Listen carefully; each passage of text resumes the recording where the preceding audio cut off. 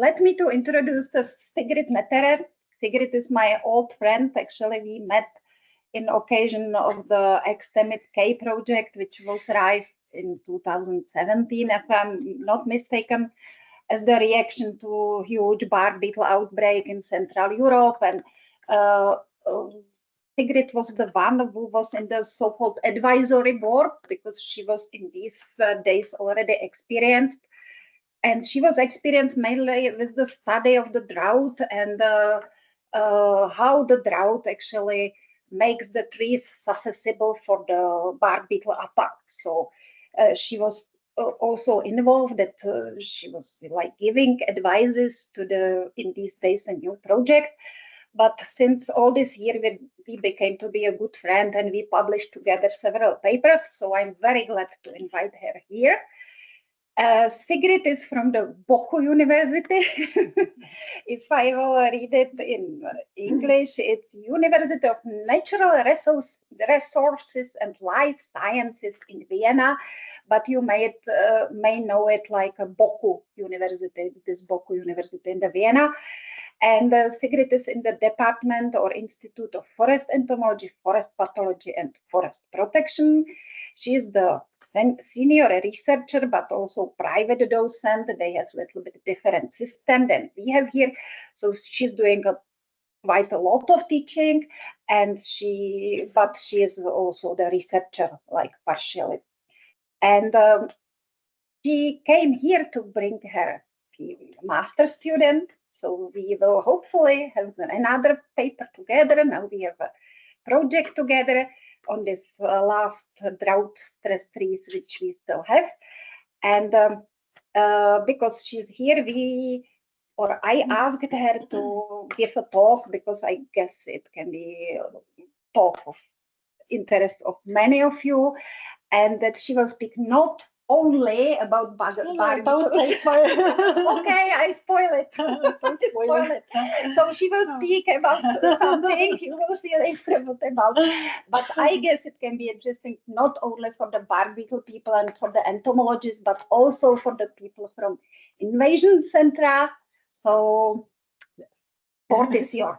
Thank you, Anna, for this nice introduction. Yeah, as you already mentioned, I'm here the whole week. Together with my student, because we are continuing the work on one of these extended K plots. And this whole stay is financed by the Erasmus program. So in fact, it was not only Anna's invitation, but I'm in fact obliged to give a lecture here. So be prepared. It will not be only 20 minutes talk, it will be a little lecture. So I really made it a little bit more like a lecture for the level of PhDs, I would say. But so there will be also some basic information, and it will last about 45 minutes, because I thought I have 1.5 hours time, so then we can still discuss and have a little bit more time to show you or to present some more stuff that is done at my institute. I will also talk about the outcomes of my drought manipulation studies, and together with the first year's outcomes of the extended K. And in the end, I will tell you a little bit about what my PhD is doing. He's a modeler, and he's working a lot for the so-called bark beetle dashboard, which is thought to develop in the future. Now it's an information board, but it should be developed into a forecast system or early warning system when everything works out. So this is my title, Bark Beetles, Fungi and Stressed Trees, which was the original title. But then, as I said, I found, as I'm also because I'm talking at the Invasion Center, I would like to broaden it a bit. So it's not only bark beetles, it's a bit more. So I would like also to talk about other species. So overall, it will be about insects in the forest that can cause this disturbance, so that are potentially damaging and play an economic role in forestry. At my institute, so in my group, but also others, we are very much concerned about risk assessment. So we try to develop instruments that are of use for the forest practice. And one important point is, a lot of outcomes are published in scientific journals, but very often they don't reach the practice. So a lot is known about different species, but the important point would be to be really, to present the practitioners devices that they can deal with these, forest pests, for instance, or forest disturbances. So this is increasingly important, as we all know, because of climate change. And unluckily, we are not on this blue curve. What concerns the development of the temperature, we are still under worst case scenario, as we all know. And this was recently published by a big group of scientists. I think also Thomas Laschny was part of it, yes, was working here. And we see that the abiotic disturbances will drastically increase over the coming centuries, especially fire, but also the insects and especially bark beetles will be for a very long time in the future, in the 21st century, be a problem. And also I put this here because of the invasive species. Sometimes talking, it's not only the native species we have to deal with, it's a lot of newly introduced species. Some of them are really exotic, others are native to areas that are close to Central Europe, and they are coming closer, or they're already here. One of these examples is the pine processionary moth, which I find quite interesting. I've been working with it already in the early stages of my career. At that time, together with an Italian group around Andrea Battisti. But now it's again the topic of a project of a PhD student at my institute. So the pine processionary moth is a gregarious insect. You see it here. The larvae like to be together. The moth is quite a small insect, but the larvae are quite big, and they construct this white, very light nests that look a little bit like Christmas balls on the trees. So they like to live on different pine species. And actually, this insect is a Mediterranean species. So it's very well adapted to the hot climate of the Mediterranean countries. And there have been a lot of studies about this insect. And you see the different clades. Like here, it's the biggest one. That's the Pitiocampa clades. You see here's Italy and all the Mediterranean states, down to North Africa, where it is native. And then there is also another clade that is typical for Israel, for instance. As I said, it's a Mediterranean insect, but it's coming closer to our Central European areas, and it's what concerns the southern neighboring countries of Austria, for instance. It was for a very long time on its range margin in southern Tyrol, which is northern Italy. You know it very well. So this is the Finchgau Valley, for instance. It's a dry and warm valley, alpine valley, which is characterized, so it's north-south exposed, and the southern exposed slopes, they have Pinus nigra stands, which I learned have been already established under Maria Theresia, so they're very old. And the north exposed slopes are more, like Norway spruce stands. And the pine processionary moth, finds it very favorable at the south exposed slopes. As it is a Mediterranean insect, it has a completely untypical life cycle for a Central European insect. So the eggs are laid in the end of the summer, and the larvae develop during winter. So therefore, these protective nests where they can, they stay inside together as a group, and during the night they leave these nests and start feeding on the meal. Another important trait or characteristic of this insect is this so-called extended diapause as a pupa in the soil. So once the final larval stage is reached, in the end of the winter, they leave the tree, and you see them like here. They make a nice line, therefore the processionary moth, and go into the soil where they pupate. And quite a few individuals stay there during several years, so they have this extended quiescence, this extended diapause, which kind of protects the population because it can always be that mortality during winter is quite high. What is so interesting also, yeah, for the society, also for forestry, it's the hair they produce once they are in the third larval stage. And it's not this long hair you see here, they are microscopically small. So to protect themselves against antagonists, they throw away this hair. And the really ugly thing is that they have these kind of thorns.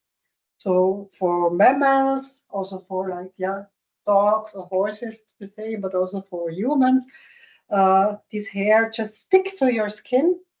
And above of that, they have these toxin called tomatoprene that really creates ugly urticaria. You see it here, example. So it's quite persistent. And also the toxin is quite persistent that once you, I don't know, sample nests after 10 years, although the larvae have long ago left the nest, there will still be this toxin and you will still have this reaction. So therefore, this insect is interesting, and it's interesting to evaluate the risk of expansion. In this first project I mentioned in the early 2000 years, also people from France were involved, and they could show that there was a strong movement from south to north, and that the pine processionary moth is now already occurring even north of Paris, and before it was far south of Paris. And this is possible because it's a freeze-tolerant insect. So the larvae are freeze-tolerant, and they can even stand winter temperatures down to -17 in the nest. So there's a quite high survival rate, even if it's very cold. And another outcome was that if it's, due to climate change, the summers are getting warmer, but also the winters. And if larvae can have a lot of nights that are warmer than 0 degrees and days that are warmer than 9 degrees centigrade, then they will feed and then they will complete their life cycle. So we've seen range shifts in France. We have seen the range shifts upwards in the Finchgau Valley, where now even the highest elevation Pinus niger stands are affected. And quite recently, they made it and crossed the Alpine barrier to Austria. So it's now here in Carinthia, close to Villach, maybe if you know it, a nice city. And therefore, a PhD student at my institute has established a model just to analyze why this could happen. And she found that there was a break point that made it more easier for the larvae to survive, what concerns the temperature. So from the years 2000 on, they were able to feed during the winter, and especially from 2011 on, the mortality was much lower during the winter of the larvae. And so this made them finally cross this alpine barrier. Another example what concerns an invasive species, and which is also a little bit frustrating because in climate change, we promote deciduous trees. So the foresters hope that a mixed forest with a lot of broadleaf species can be the solution. But we see a lot of species coming that especially favor these broadleaf species like like Corythucha aquata, was actually native to North America, but made it to Europe in 2000. In Italy, it was first observed. Now it's also here.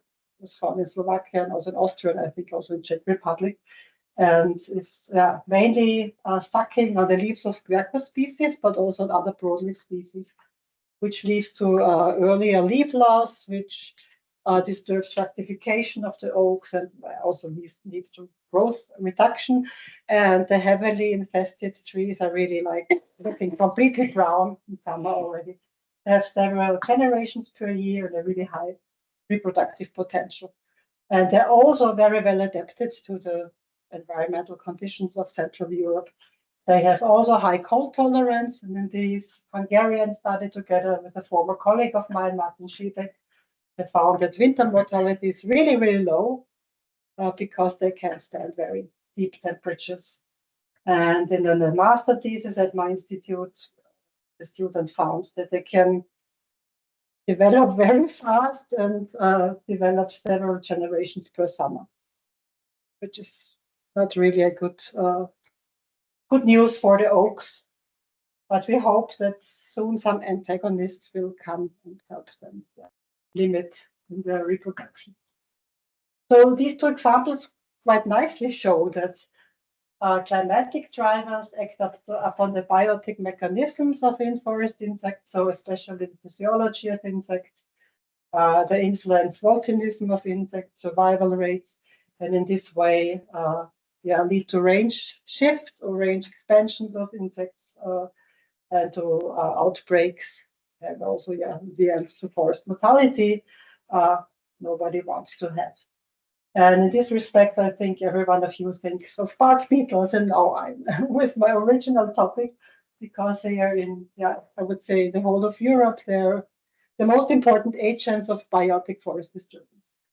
And as I guess all of you know, but I wanted to show it here. They all belong to the family of Cuculionidae and to the subfamily of Scolytinae, which very often my students talk about the bark beetle. So therefore, I really would like to show them it's not the bark beetle, it's so many species, but of course they're all related. But they have so different morphology, so different biology, and because there are so many tribes and genii in this subfamily, and I think worldwide it's about 6,000 species we have. So it's really not the bark beetle, but of course, only a few of them are really relevant. I said they have different biology, so they're actually, if we make it simple, two distinct groups. One group of bark beetles has this phloeophagus lifestyle. So they feed in the living bark, in the phloem, and they cause physiological damage.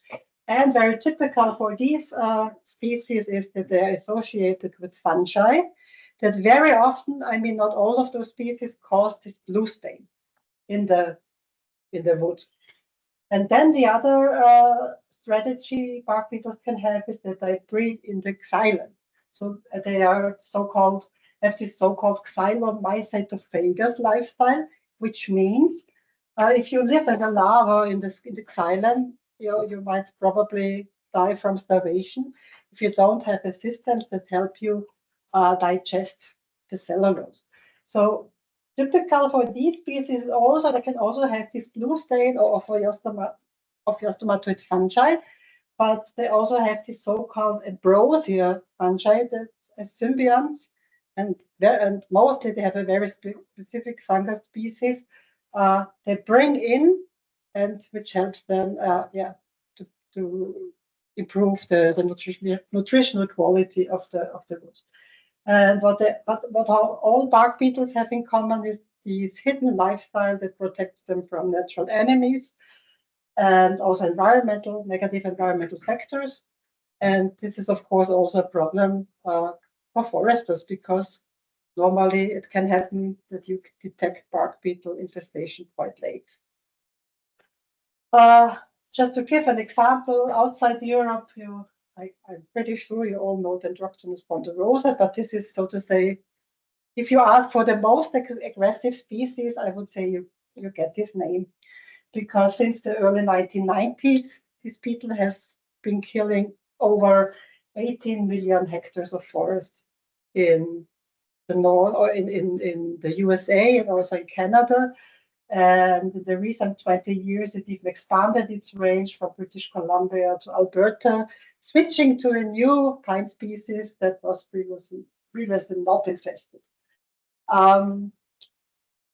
This was just a short example. I don't want to talk longer about this species. I would like to switch to the European species, but there is also one bark beetle, Ips acuminatus, who has been recently gained. So this is becoming more famous, let's say, because it's more infesting pine stands, like Scots pine, for instance. Here's a picture from Carinthia, again, the south of Austria, also from Switzerland. And this graph shows the increase in German countries in pine wood damaged by Ips acuminatus. Yeah, you see they're peaked a lot at the same time when we had the Ips typographus outbreaks here, because these years were especially warm and dry. And what is typical for this beetle is that it has a very close relationship to one of those ophiostomatoid fungi, these blue-stained fungi. It's Ophiostoma macrosporum that's necessary for the nutrition of this beetle. So you will always find this fungus with the beetle. And what is also quite interesting is that although Ips acuminatus is a species that is actually favored by high temperature and by drought, it's also a problem in the northern European countries. It's a big problem, for instance, in Finland. So this is from a publication, from a Finnish publication already from 2014, where they described this problem. When we come now to our area, like Czech Republic and Austria, I would say most important tree species is Norway spruce for both of our countries. And the most important bark beetle species, what concerns the wood borers, is Tripodendron lineatum, which solely infests the lying logs.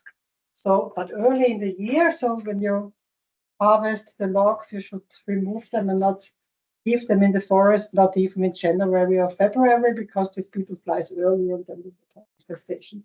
But of course, the most important species are Diogenes typographus, the six-tooth spruce bark beetle, and Ips typographus, which is the most wanted beetle species in Europe, I dare say. This was because I wanted to give a lecture, so I just wanted to show the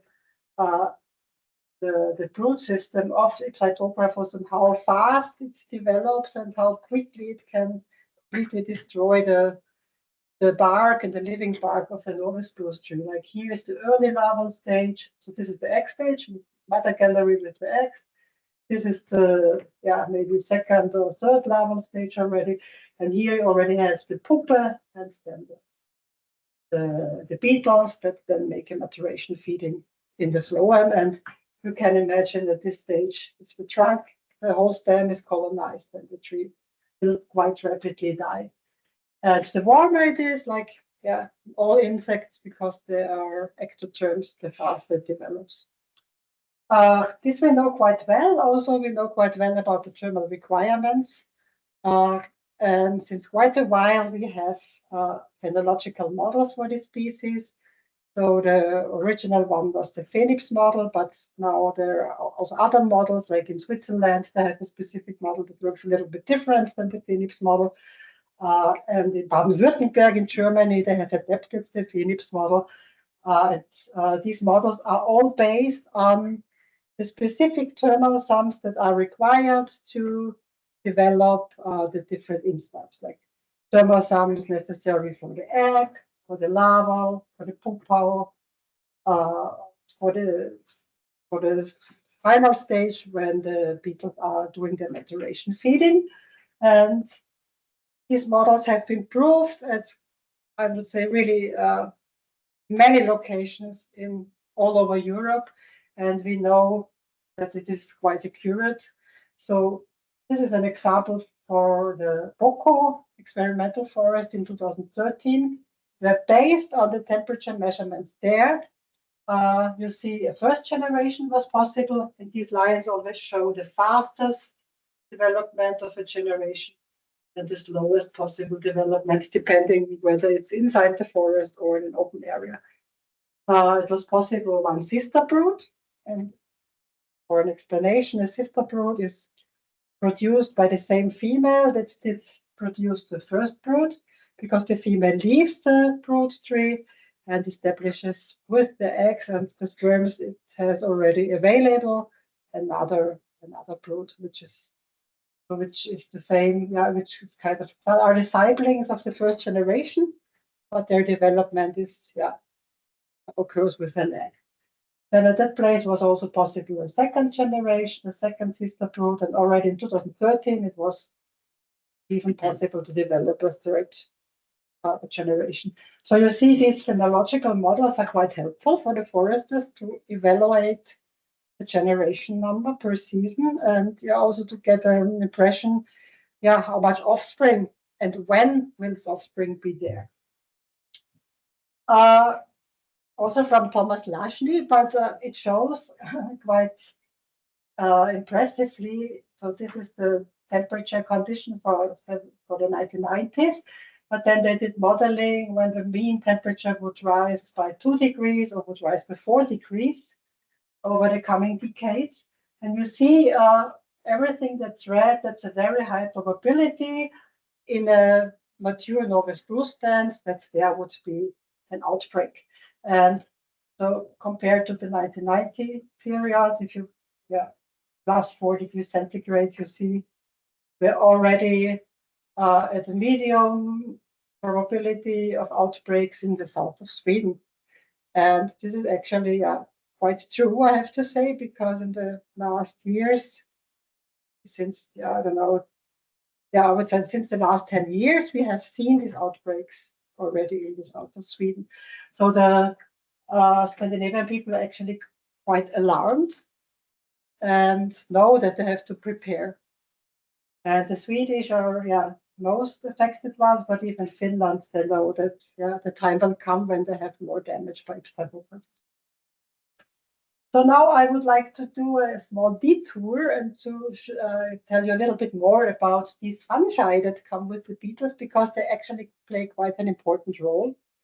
And they need to be understood for understanding why trees are actually colonized when they are under stress.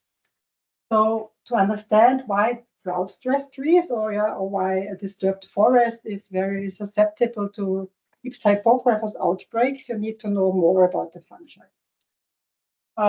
As I said, all bark beetles have relationships with fungi, but they're not always the same or don't have the same quality. What can be said is that the phylum is Ascomycota, and the order is mostly Ophiostomatalis and also Microscalis. And the important point is that these fungal species need the beetles and collectors to go into the tree. So they cannot do it alone.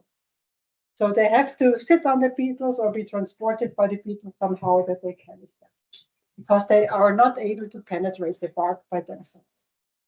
Many species, as I already mentioned, cause this blue stain of the wood that you see later on in the blue color, because they're growing deeper and deeper into the xylem. These relationships, they can be very loose, so that different species can be involved, and it doesn't matter so much what these species are, or it can be highly specialized. And especially those beetle species that have this specialized relationship, they have developed certain organs where they can carry the spores of these associated fungi. So the so-called mycetengia. Others that are not so loosely connected, so specialized, like typographus, were thought to don't have this mycetengia. But just recently, from a guy, Max Lehmberger, who works at the Max Planck Institute in Vienna, it was shown that even if typographus has some kind of mycetengia in the mouth parts. So even this beetle. And as already said, Ips acuminatus has this strong dependency on Ophiostoma macrosporum, for instance, also mycetengium, and also the mountain pine beetle I shortly introduced to you as this specific fungi that comes with these beetle and play a role in when the colonization of the tree takes place.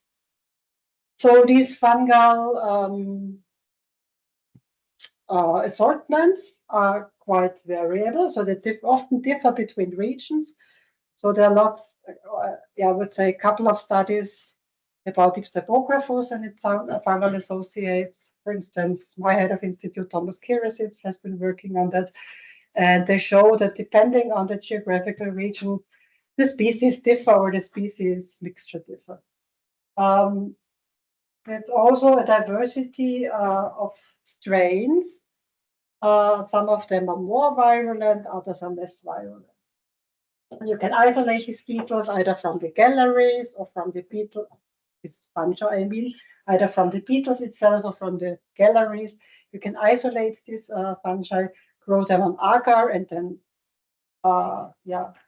identify them by morphology, or you do it in genetic analysis.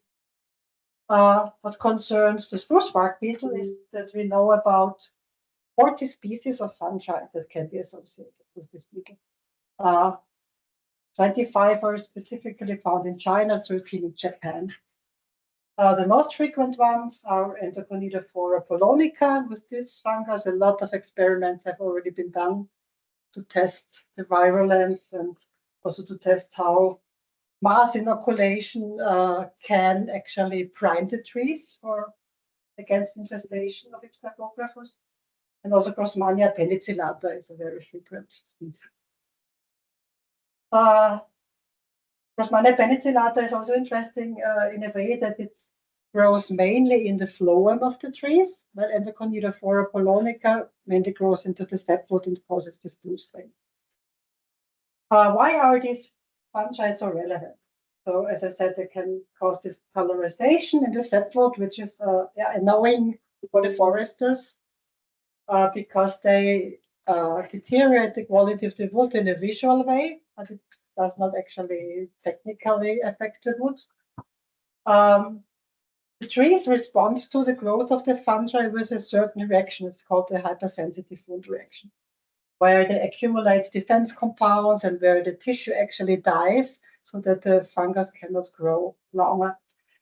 The fungi have been shown in, and this was also quite a lot of intensive work of different people of European research groups, they can actually detoxify and exhaust chemical defenses of the trees. So they're helpful for the beetles, but not in a way that they are necessary to kill the tree, because the beetles can themselves kill the tree, but they can accelerate this killing, and they can especially accelerate the exhaustion of the tree defenses. They can metabolize the bark compounds, especially the sugars, and use it for their own fungal growth. And they can even probably manipulate the behavior of its typographus, because it was shown that from these fungi, certain components of the pheromone, and so that they can even produce this. Maybe it's only a side product, but they also produce pheromone compounds. And then there's also this hypothesis that some fungal species can improve the tissue for the larvae and improve the nutritional quality for the larvae. So this is especially discussed for the North American beetle species and their fungal associates. In Europe, there is one colleague of us, one international colleague, who is especially working with these fungi, and he nicely showed how they improve the attraction of female beetles to the tree. And he showed this in this so-called arena choice experiments, which are also done by Anna, for instance, by a PhD student of her in some way. So he compared pure agar samples with agar and the pheromone component, and agar and the pheromone component and the fungus. And then he placed females inside and examined what they would choose. And it was really interesting. So if you compared spruce bark agar with bark agar and pheromone, of course the females would go to the aggregation pheromone. But if we added the Grossmannia penicillata fungus extracts to the pheromone, it would be much more attractive for the beetles than only the pheromone component alone. But this is quite an intriguing finding, actually, because it shows how important these fungi actually are. These fungi are also used to test tree defense. It was very much used by Scandinavian researchers in Norway, for instance, and already established in the 1970s.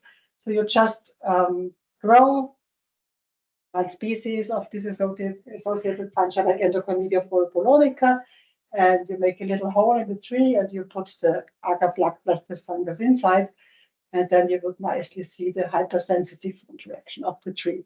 So here's the inoculation site, and this is where the tissue dies. This is actually the outer line, which shows the outer, the margin or the limit to where the fungus could grow. And sometimes these reaction zones are really long, and they mostly grow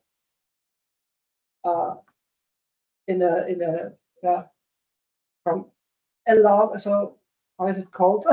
Along the stem. Not the lateral growth. It's a vertical. Thank you. Easy word. Just find it. So now this is the little chapter where I would like to summarize the findings we had in my drought manipulation experiments in the Rosalia Mountains east of Vienna, close to Hungary, which were 2 experiments, and the first year of the root experiment here, because the nice point was that we could find quite similar results. It shows that the approach we followed was obviously so it was possible to repeat it. So it was actually a nice scientific approach that this was not only arbitrarily producing results, but can be repeated. What is important to know? So when beetles start swarming in spring, or they disperse and they start looking for trees, there's this first phase where they disperse through the landscape. They're looking for suitable host stands, and they're mainly oriented by olfactory cues. So they are repelled by broadleaf volatiles as they orient also towards conifer emitted volatile organic compounds. And then once they land on a potential host tree, which could be either just, randomly, so this is not completely clear, but when they land, they continue the examination of the tree. So, and it's the hypothesis behind this that is based on olfactory cues, but also on gustatory cues and even haptic cues. And then the tree also, of course, tries to defend itself, and the beetles kind of decide if they want to stay or not to the tree. And then once the aggregation pheromones come into play, then everything is going its way. So this phase is actually not so important for us in the drought stress experiments, because at this stage in time, all trees will be infested as long as there are enough beetles there. So even the less stressed trees will then be colonized. So this phase where it's about identification of susceptible trees and of the suitability of trees for colonization, this is the really interesting phase. And as I already said, beetle population density plays a role. So once the aggregation pheromones are there, lots of males and females will come, and the attack pressure will become very high. So an endemic situation can easily switch to an epidemic one, either when host tree resistance is very low, so then it needs less beetles, or when host tree resistance is high, but the beetle pressure is very high. So this is really important to consider also in such experiments as we did, because we can only tell about this first phase of attack, when the first pioneer beetles land on the tree. So will they make it into the tree or not? But we don't talk about the situation where there is mass attack.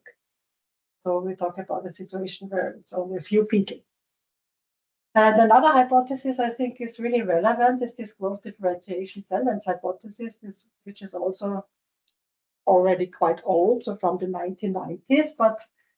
And it's very simple, it's simplified, but it shows in the simplified way, I find nicely the most important points that play a role when trees are stressed and what makes them susceptible or what happens in the tree.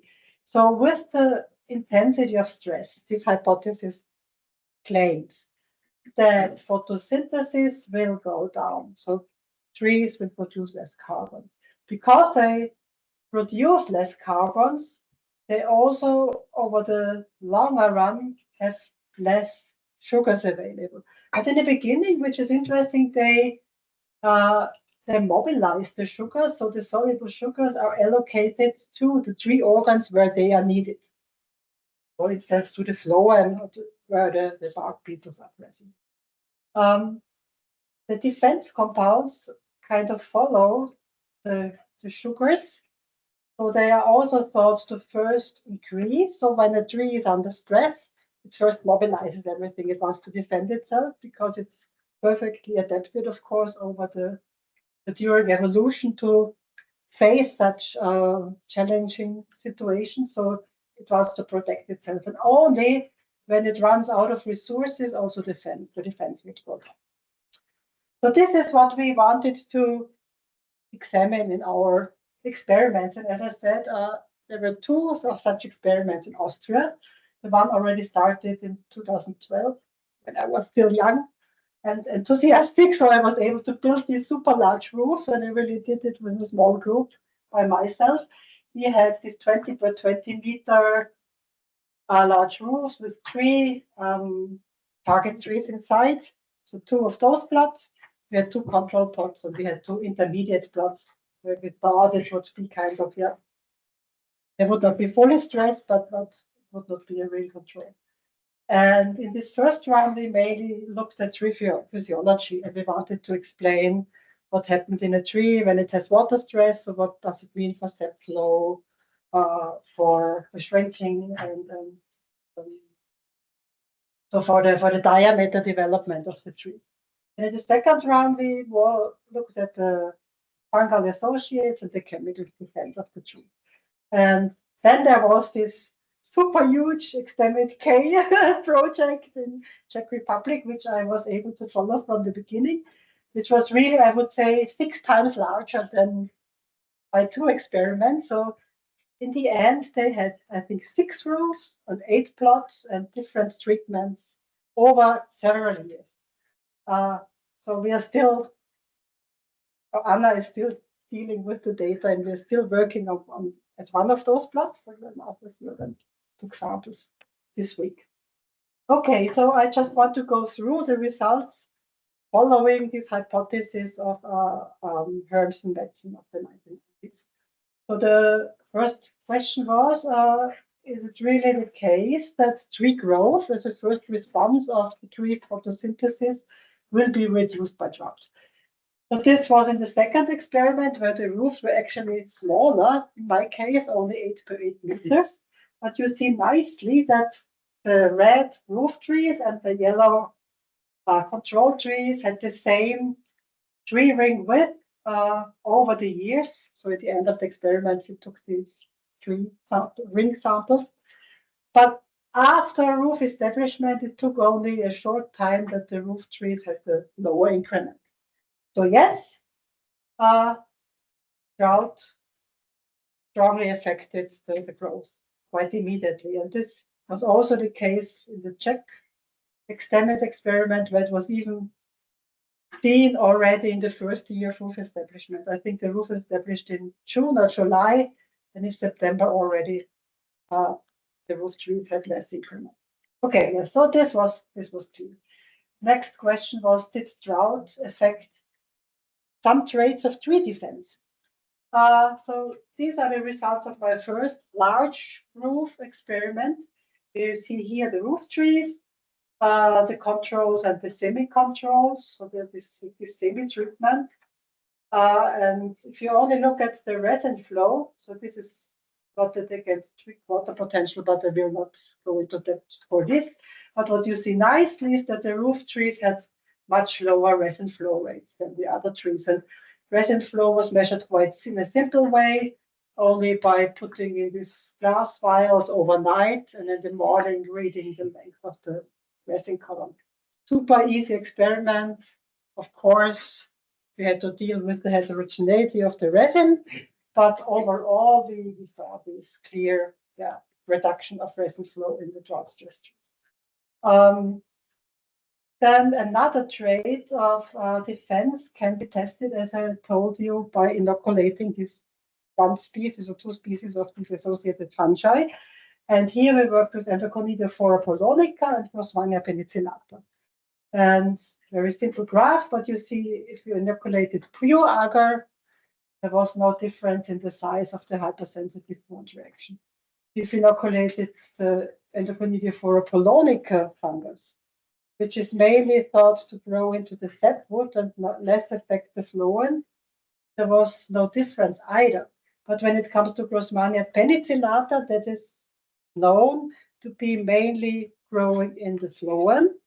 It was clear that the roof trees, it took longer for the roof trees to stop the growth of the fungus, which shows they were already kind of limited in their defense capability.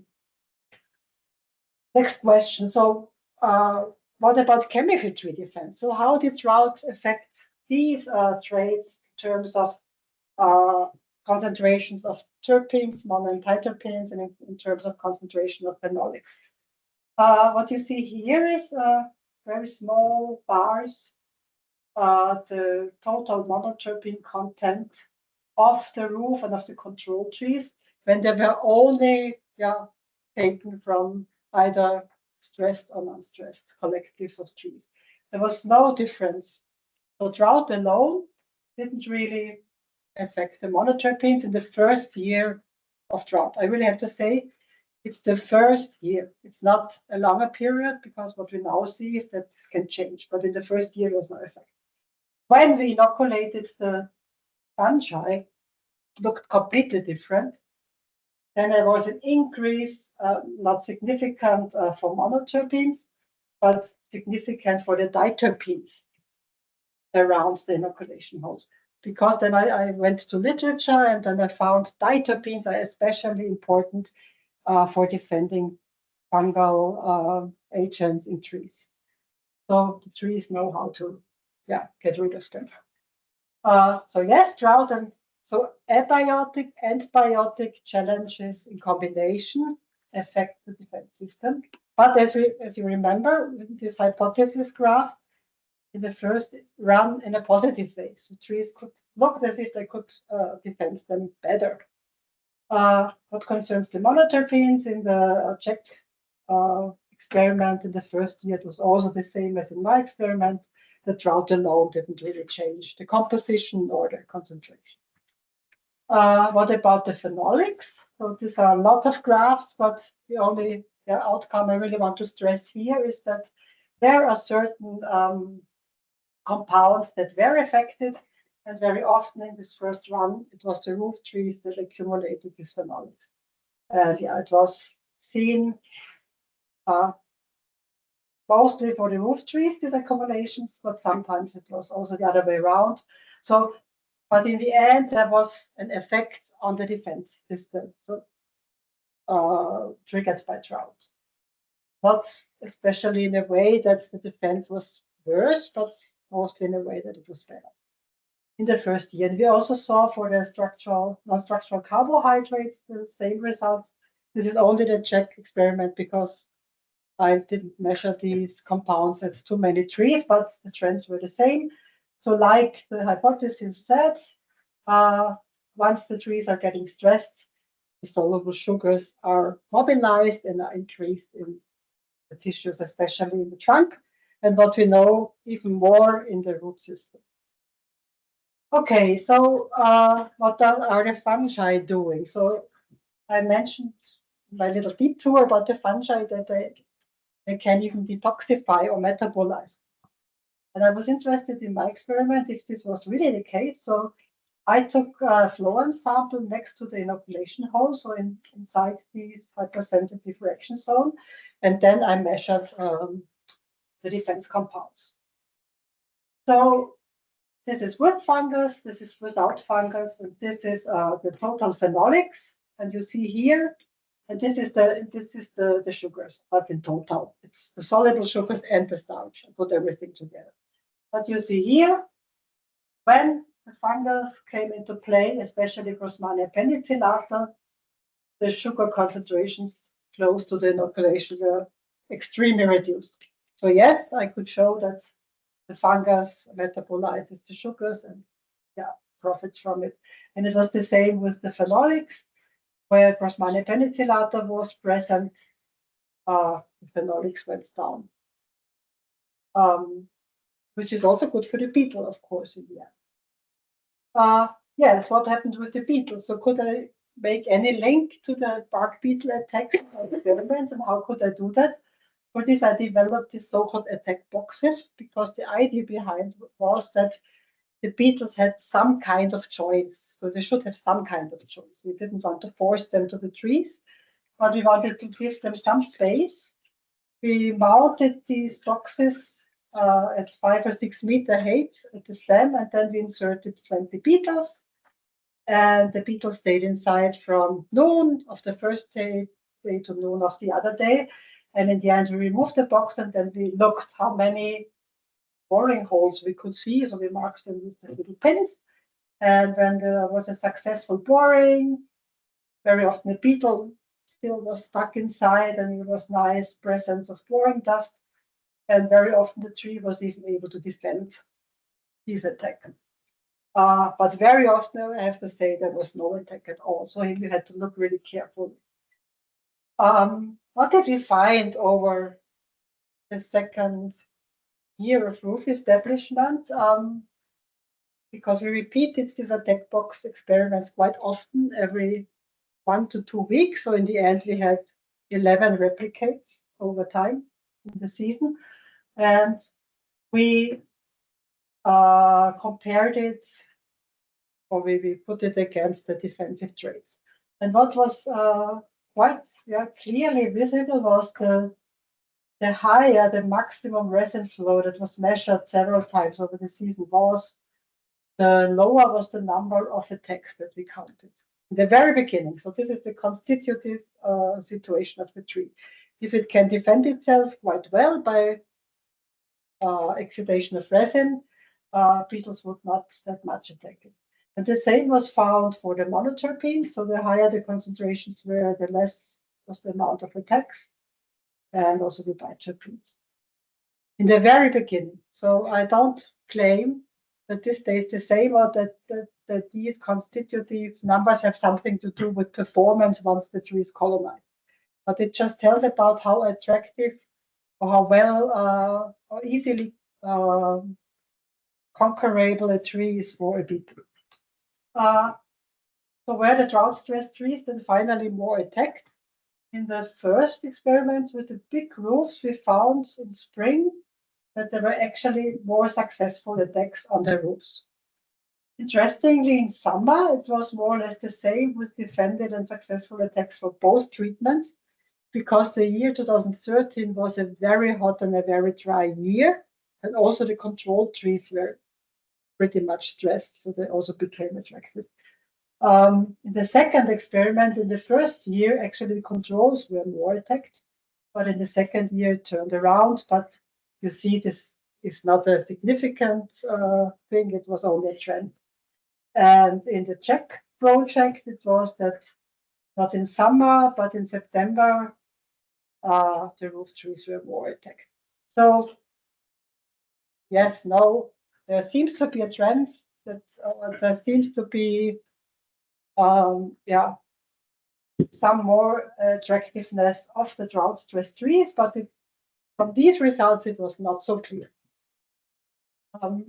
What we did in another experiment, which was pretty interesting, so we worked in a clone stand, and we worked with a colleague from the Federal Institute of Forest Research in Vienna, who does everything from metabolomics over proteomics to transcriptomics, so everything. And so we brought the beetles to the trees, and then we forced them to bite into the tree. And the interesting thing was that as soon as the beetles touched the tree and affected it, there was everything induced. The defensive system was up, it was extremely triggered, so that on a local level, a multifaceted defense reaction was induced. So this is, I think, quite intriguing, because it shows that even when the beetles start little bit biting on the bark, the tree mobilizes the defense systems. And I think this is one aspect that can kind of explain why, under beetle pressure, trees finally succumb and are colonized, because the more beetles locally try to attack all of these places, the tree mobilizes its defense system. So in the end, there's all the resources are depleted and the beetles can colonize. I just want to tell you that there is another big drought study running currently in Sweden, because as I told you, the Swedish people are really alert, so they are really afraid of what the future will bring them. And so it's in the south of Sweden, also in the SMU University Forest, and I'm involved in that, and it's quite interesting because they also look at the mycorrhiza, which was also done here. So there will be more data about the importance of mycorrhiza in coping of trees with drought stress.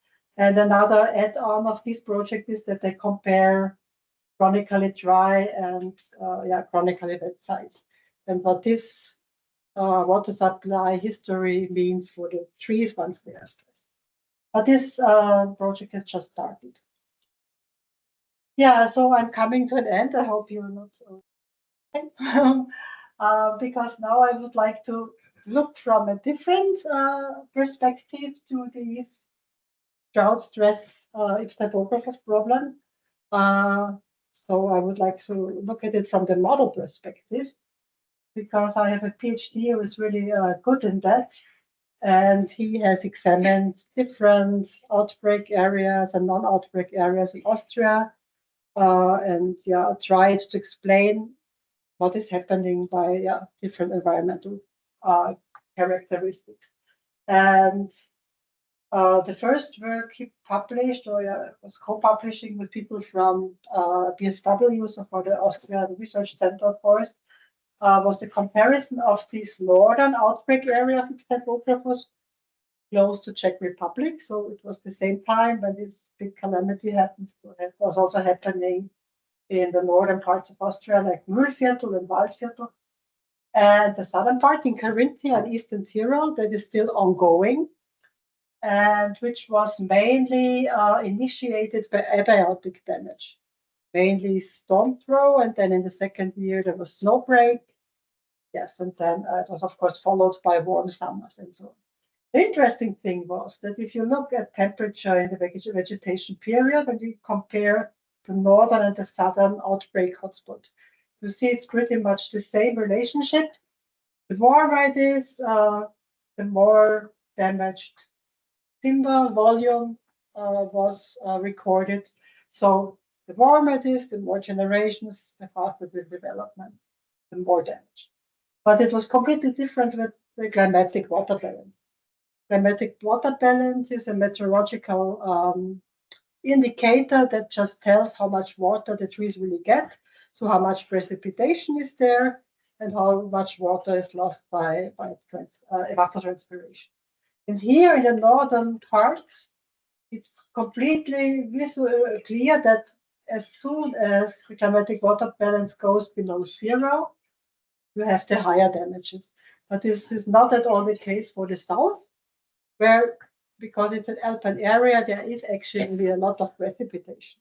So here, mainly the temperature was making the outbreak continue. And in another bigger study, my PhD then looked at different parameters for different areas in Austria. So we didn't only look at the north and the south of these outbreak hotspots, we also looked at the western part of Austria, the alpine area of the Tyrol and Vorarlberg, or Upper Austria. And then he compared these areas concerning these different important traits. And what you see here, so this is the north, close to Czechia. You see what concerns the climatic water balance in summer. As soon as it's below zero, you have this strong increase in the damage numbers. This is not that much, or not at all the case for the south, where this threshold was rarely surpassed, these thresholds of climatic water balance being lower than 0. And in the northwest of Austria, so the area where I actually live, so in Upper Austria, close to Bavaria, you see sometimes in some years this threshold is surpassed. And when it's surpassed, you have an immediate increase in the damage values. And in the very west of Austria, so in the Alpine area, Tyrol, it's so wet in summer, these thresholds are almost never surpassed, and there is also no outbreak. But the bad message is, as soon as it will be coming drier in these areas, we can also expect more damage. And this goes along with the temperature conditions. Like in the north, it was very warm, so like average monthly temperatures around 16 degrees up to 18 degrees, yeah, which caused fast generation growth. But this was not the case in the eastern Tyrol area. Sometimes the case in Upper Austria, you see an increase, but never the case in the Tyrol. Yes, as I said, the predictions are that if climate change is ongoing, if it's becoming even warmer and drier in the Alpine area, where Norway spruce is an important tree species, where that forestry is really relying on. So we have these Norway spruce large forests, Norway spruce beech forest, and Norway spruce is really an important species to protect against natural hazards like avalanches. So if here the damages will increase, then it's difficult to say which other tree species could replace Norway spruce. And maybe some alpine valleys will not be, people have to leave these valleys because the danger is too high. So therefore we want to, as I told you, present or inform the forest practice with helpful instruments. And one part of this information system is the so-called predisposition assessment system, where only based on the most important site and stand-related factors, you can evaluate not the probability, but let's say the susceptibility of forests to outbreaks. So it's made by different layers. Each layer represents an important characteristic, like on the site level, temperature conditions, precipitation, topography, soil parameters, which are weighed according to their influence on the probability of an outbreak. The same is done for the stand factors like tree species composition, especially amount of Norway spruce as host tree species, stand age, canopy closure, and so on. And nowadays, we very much rely for this predisposition assessment on remotely sensed data, which enables us to do this assessment for entire Austria. Of course, it's kind of rough concerning some parameters, but we are lucky to, for instance, have the tree species composition evaluated by certain remote sense indices, and especially for Norway spruce, these are quite accurate. So this is part of the bark beetle dashboard that shows different maps. And this is, for instance, the number of generations that from the temperature conditions can be established in Austria in the year 25. What you see here is that many areas are dark red, which means that the 3 generations and 3 sister broods are potentially possible. But you might understand that, for instance, in these areas, here's Neumo and here's Hungary, that there are not many spruce forests left. So it's high risk, but luckily there is not so much. But here in Upper Austria, where I showed you, sometimes the thresholds are surpassed that enable an outbreak to develop. It's high risk, and actually, not high risk, sorry for this term. The temperature conditions are very favorable for the beetle, and so we can expect, more outbreaks here. And you'll see also in the Alpine valleys. This is the Inn Valley. Here should be Innsbruck somewhere. This is Eastern Tyrol around Lienz, where this outbreak hotspot was. So it explains somehow, yes, why here outbreaks are possible, because in the valleys you can have 3 generations. You can also open parallel to maps in this bark beetle dashboard. For instance, the site predisposition to typographus, which not only, as I said, takes into account the temperature, but all those other site parameters. And we now still use the standardized precipitation evaporation index, the SPI, for evaluating the drought situation, but in future we will use the climatic water balance as well here. And you see this I took, so this picture I took last week before it rained a little bit. And you see the drought was already quite high here against normal. So we had a very dry spring this year. Another example, this is the stand predisposition. And actually for the stand predisposition, you can zoom in down to 10 by 10 meters. And you can even open via your mobile phone this app in the stand, and you can, we did it, it's really fascinating. Then you look which tree species are around you, and it's very well to the color that is shown in this predisposition map. And this is the damage data from the previous year provided by the Austrian Forest Research Institute. And we would, as I said, like to expand this bark beetle dashboard and also make it more like an early warning system in the future. So my PhD is working on a forecast system, which now does not yet work perfectly when he uses the county-wise damage data, but he wants to play or try the data of higher resolution. So he's of good, he hopes that then also the prediction models will become better. Yes, that's all. So this is our new style of how we should present our slides. So the funny, wording, the BOKU, but thank you.